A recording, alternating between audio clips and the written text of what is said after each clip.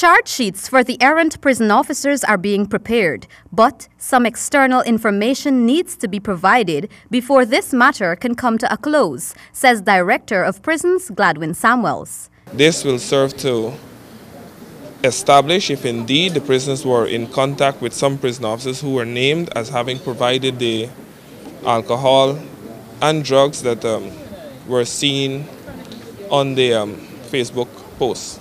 Mr. Samuel says penalties can range from monetary fines to dismissals, provided that there is sufficient evidence, but that based on the segregation of inmates that the prison service has in place, many of those prisoners who were seen imbibing should not have been in the dormitory at the time.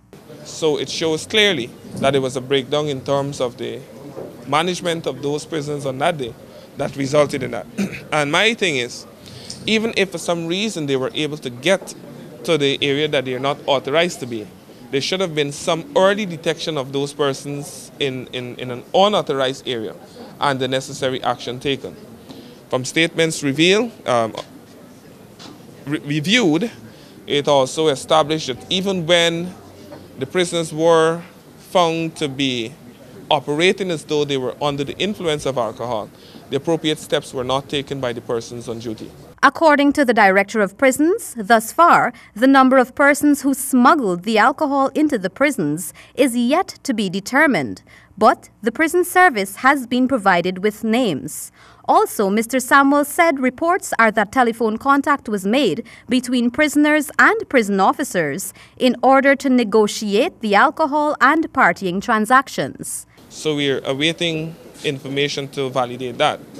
However, as it relates to those persons who were actually on duty on the day in question, so far we have identified 4 persons who would have failed in terms of effectively carrying out the standard operational procedures, which would have resulted to the easy movement of the contraband within the prison.